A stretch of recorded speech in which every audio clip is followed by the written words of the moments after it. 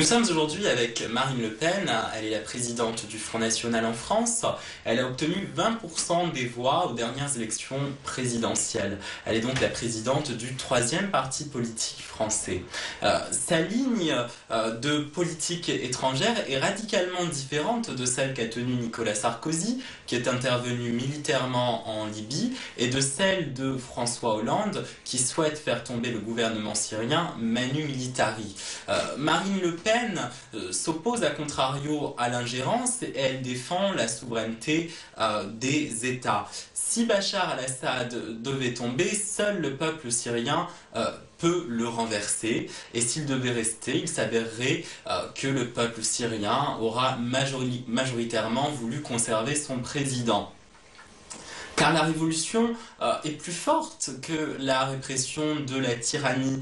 Cette position originale a suscité notre curiosité et nous avons voulu en savoir davantage sur la ligne de politique étrangère que Marine Le Pen défend. En tant qu'arabe, nous avons naturellement voulu savoir quelle ligne de politique étrangère elle défendrait pour le Moyen-Orient si elle était un jour présidente de la République française. Vous verrez que cela vaut le détour. Elle est d'une lucidité assez rare chez les hommes politiques occidentaux pour le faire remarquer. Mais il y a aussi chez elle un parti pris des choses, comme dirait Ponge. Avec cette opposition systématique aux révolutions qui est ancrée dans les gènes de son parti, qui est très conservateur. Y a-t-il néanmoins un homme politique qui n'a pas de parti pris? Il est bon de rappeler que la lucidité est un privilège de la liberté. Et dixit Albert Camus, l'intelligence dans les chaînes perd en lucidité ce qu'elle gagne en fureur. Donc, Monsieur Jean-Marie Le Pen et vous-même Marine Le Pen avez émis vos réserves sur les printemps arabes. Ces révolutions ont pourtant chassé du pouvoir des despotes. Pourquoi avez-vous émis ces réserves ? Parce que gouverner c'est prévoir et que immédiatement nous avions hélas prévu que très probablement ces révolutions, dont je pense que le départ était des révolutions sociales liées d'abord à la corruption des dirigeants et à l'absence de participation du peuple à l'essor économique de ces pays, allaient être récupérées. Avec ou sans d'ailleurs l'aide de pays extérieurs par les fondamentalistes islamiques et que au printemps arabe succéderait l'hiver islamiste. Je crois que ce risque s'est réalisé, qu'il s'est réalisé à cause aussi de l'aveuglement des pays occidentaux. Et aujourd'hui, je vois qu'il n'y a pas plus de droits, mais que la dérive semble plutôt aller vers moins de droits pour la population, moins de droits pour les femmes, l'intervention plus ou moins marquée de la charia, des pressions qui visent, à mon avis, à diminuer les libertés individuelles et les libertés publiques. D'accord. De nombreux spécialistes sur le Moyen-Orient dénoncent, comme vous d'ailleurs, l'instrumentalisation par les fondamentalistes, qui sont en fait des wahhabo-salafistes, de ces révolutions et parlent à présent d'hiver arabe, ce que vous avez dit. C'est la raison pour laquelle ils appellent les dirigeants du monde à la prudence dans les décisions qu'ils prendront pour le règlement du conflit syrien. Pouvez-vous nous dire clairement quelle est la position du Front National sur la rébellion syrienne et quelles solutions vous préconisez pour régler ce conflit? Alors, d'abord que les choses soient claires, nous sommes contre l'ingérence. Voilà. Nous nous battons en France pour la souveraineté du peuple français, la liberté de la France, mais lorsque nous défendons la liberté, l'identité, la souveraineté de notre peuple, nous défendons la liberté, la souveraineté, l'identité de tous les peuples du monde, dont nous pensons qu'ils doivent garder la maîtrise de leur destin. Donc nous avons été contre l'intervention en Libye, dont je rappelle tout de même qu'elle a contribué à mettre au pouvoir des fondamentalistes islamiques qui ont immédiatement imposé la charia, et comme, si j'en crois, je ne suis pas souvent d'accord avec elle, mais l'Europe a indiqué dans un arrêt devenu célèbre que la charia est contradictoire avec la démocratie. La Libye n'y a donc pas gagné en termes de démocratie. Commettre la même erreur en Syrie serait évidemment absolument impardonnable. Donc je pensais dès le départ que c'était par la diplomatie que l'on pouvait tenter de trouver la voie du dialogue en Syrie. Ça n'a pas été le cas. Les puissances occidentales ont fait exactement la même chose qu'en Libye, mais de manière secrète. La réalité, c'est que nous avons contribué à conseiller les rebelles syriens qui eux-mêmes ont été pris en main par les islamistes, que nous sommes servis de nos alliés qataris et saoudiens pour armer les rebelles syriens, et qu'aujourd'hui on est face à une guerre civile dont évidemment les populations civiles sont les premières victimes. La Syrie qui a dénoncé le rôle du Qatar dans l'instrumentalisation des manifestations, qui étaient, il faut le dire, originellement populaires et pacifistes. Ces manifestations ont en effet donné l'occasion au Qatar et à d'autres monarchies de la péninsule arabe de mettre à mal l'État syrien, qui est un allié de l'Iran, contre lequel les pétromonarchies nourrissent une hostilité séculaire, et alors que l'Iran devient une puissance régionale majeure qui a réussi à mettre en place un axe qui s'étend aujourd'hui jusqu'à Alger, dont Damas est l'élément de coordination. Le Qatar a aussi posé des problèmes en France, en s'ingérant dans la gestion des banlieues. Et il tente aujourd'hui de racheter une part significative du patrimoine immobilier français et des groupes de presse français, ce qui est très problématique. Selon vous, quelle est la stratégie de ce pays? Pour quel projet politique a-t-il réellement une puissance de nuisance? Et êtes-vous satisfaite de la diplomatie qui est actuellement engagée à son endroit? Alors je pense que le Qatar cherche à obtenir le leadership. Mais c'est un tout petit pays. Mais c'est un pays très riche, et qui se sert de la faiblesse d'âme, peut-être même de la tendance significative de la classe politique française à la corruption, pour prendre des intérêts dans des pays occidentaux et se servir ainsi de ses amitiés avec la classe politique, notamment française, pour tenter d'asseoir son leadership dans la région. Je suis la seule à m'être opposée et à avoir dénoncé en toutes circonstances la mainmise du Qatar dans notre pays.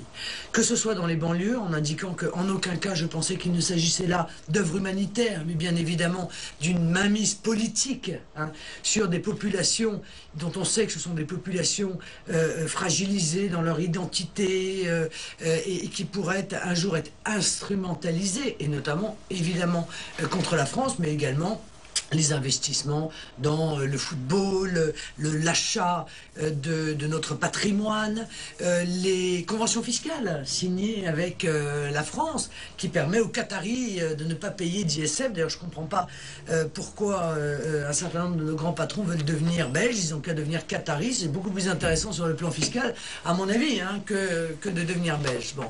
Donc je vois bien le jeu du Qatar. Je ne suis pas dupe. Il n'y a qu'un malheur, c'est que tant l'UMP que le PS ont offert à ce pays un véritable tapis rouge, et il n'y a pas une semaine sans qu'il y ait soit un représentant de la droite, soit un représentant de la gauche qui soit au Qatar en train de préparer les futures conventions entre le Qatar et la France.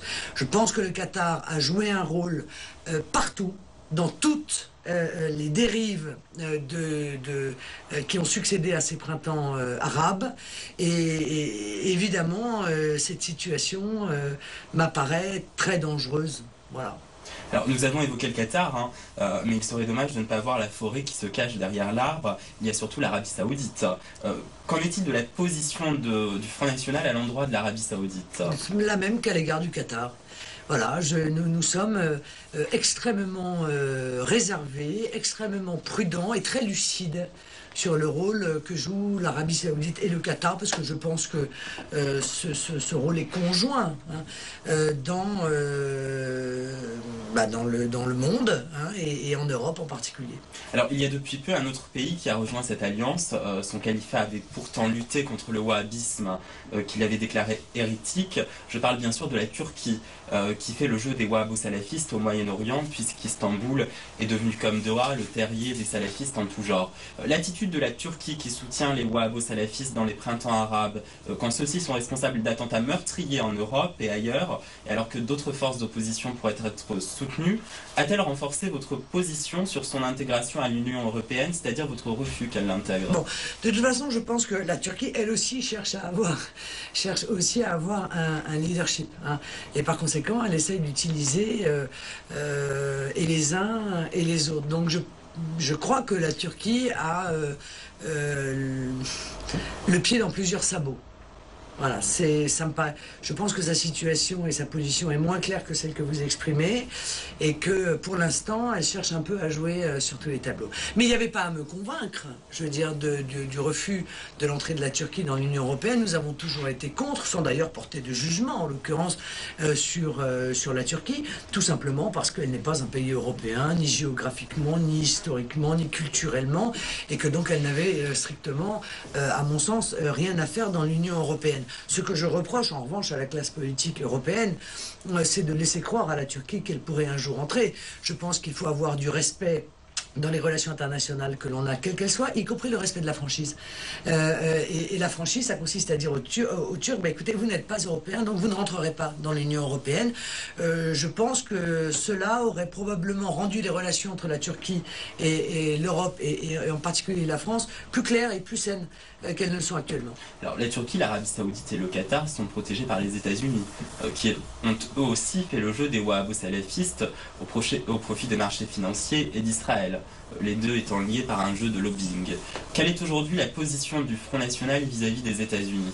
Bah, si vous voulez, il faut quand même bien admettre, vous faites une analyse, c'est la vôtre, mais qu'à chaque fois que les États-Unis se sont mêlés de politique étrangère, ça a été un drame, hein. Il faut quand même avouer qu'en matière géostratégique, ce pays est une véritable catastrophe, hein. On peut retourner d'ailleurs au Shah d'Iran, hein, pour s'apercevoir que les choix qu'ils font sont très contraires au discours qu'ils tiennent.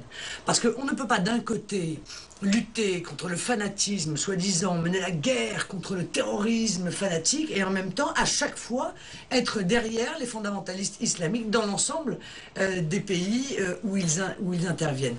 Ce que je conteste formellement, en ce qui me concerne, moi, dirigeante politique française, c'est notre... comment dire, le fait de suivre les États-Unis en toutes circonstances. Je veux dire, il suffit que les États-Unis sifflent pour que immédiatement la France arrive pour suivre les États-Unis dans la défense d'intérêts financiers qui sont des intérêts financiers américains et qui ne concernent en aucune manière les intérêts français. Nous nous faisons ainsi des ennemis, là où peut-être avant nous n'en avions pas, pour un bénéfice nul sur, encore une fois, notre sécurité, nos relations géostratégiques avec tel ou tel pays du monde. Alors, les États-Unis qui font de plus en plus face à la Fédération de Russie, avec laquelle vous avez appelé la France à s'entendre. Êtes-vous plutôt États-Unis ou plutôt Russie? Mais je pense que historiquement, géostratégiquement, économiquement, nous avons tout intérêt à effectivement renforcer nos relations avec la Russie.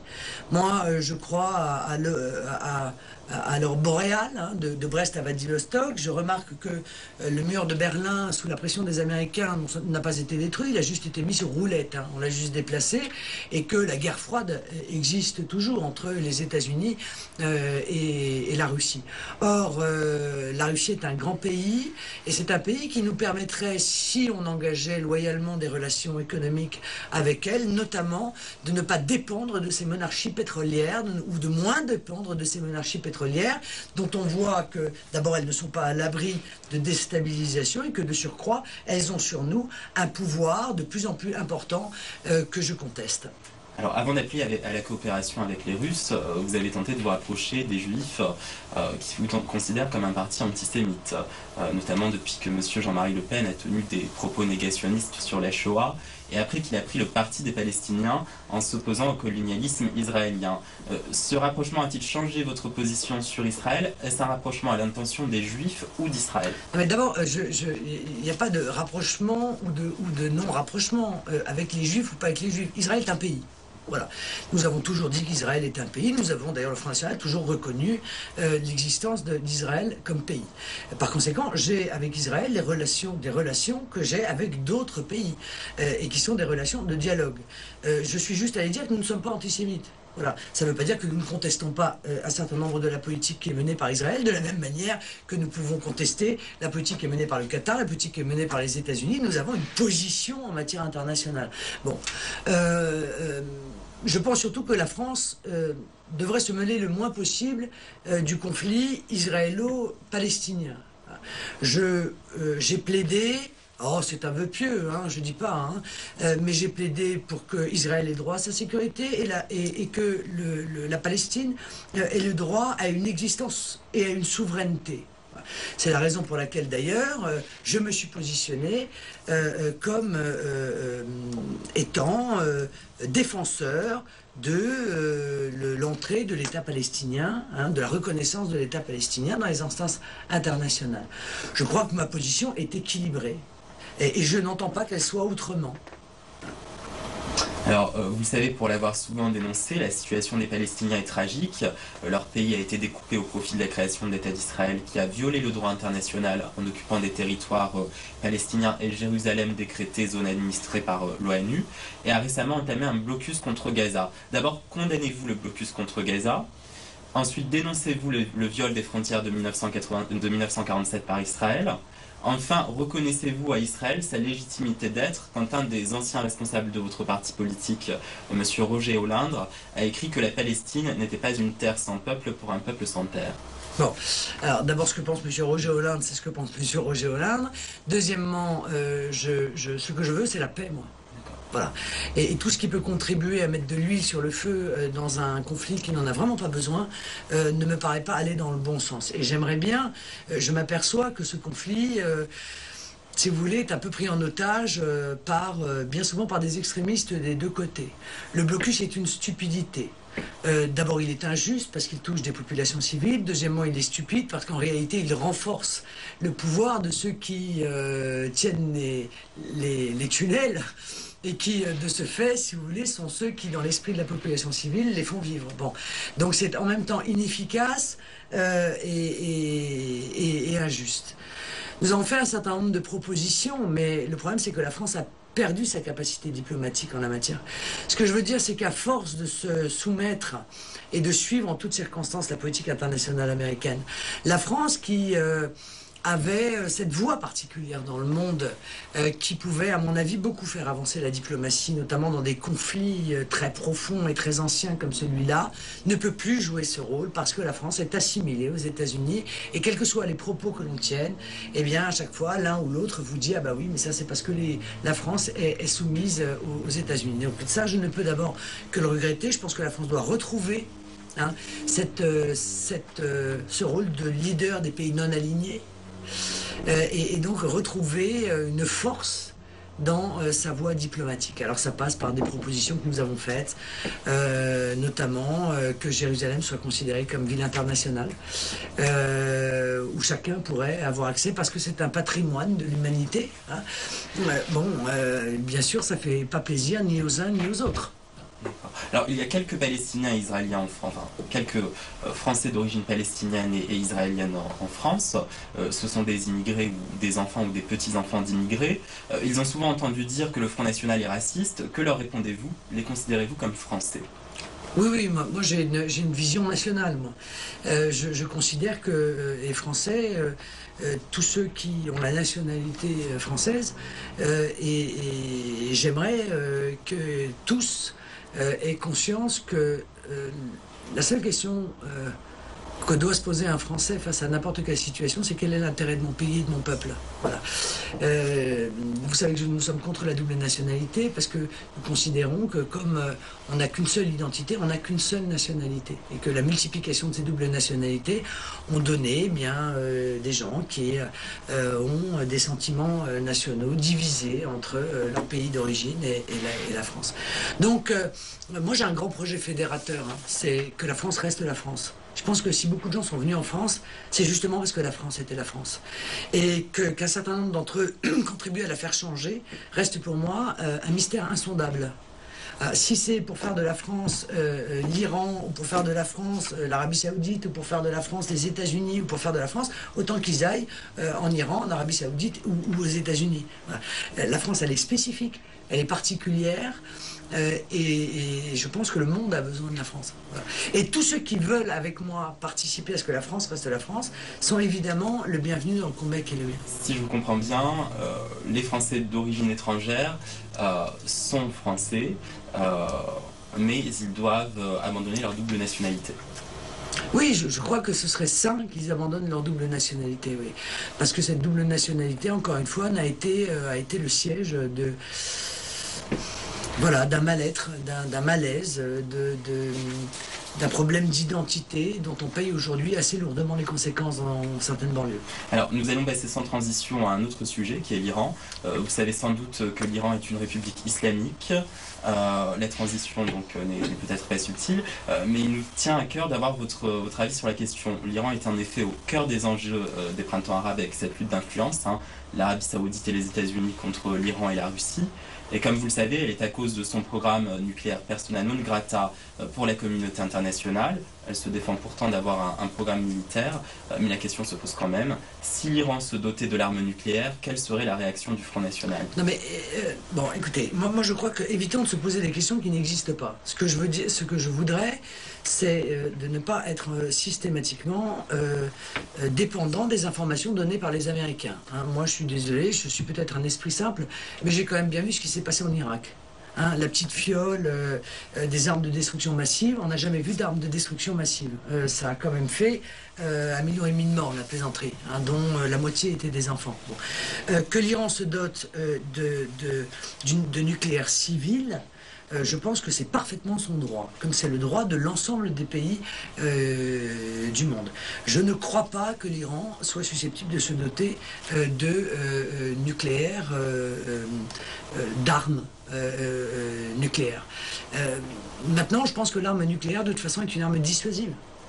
Et que l'Iran sait pertinemment que si un jour ils envisageaient d'utiliser l'arme nucléaire, ils seraient probablement pulvérisés dans les 15 minutes. Bon, je ne suis pas sûr que ce soit l'intérêt de l'Iran. Absolument. Juste une dernière question, Madame Le Pen. Vous savez probablement qu'Israël envisage d'entrer en conflit avec l'Iran si elle continue ses activités d'enrichissement en uranium. Quelle serait la réaction du Front National dans ce cas?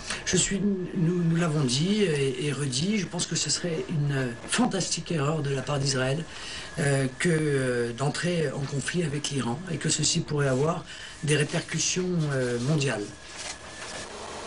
Nous remercions Marine Le Pen pour le temps qu'elle a bien voulu nous accorder et nous remercions l'ensemble de son équipe dont Ludovic Dedanne, sans qui cette interview n'aurait pas été possible. Nous remercions enfin Charlotte Soula pour son accueil très chaleureux.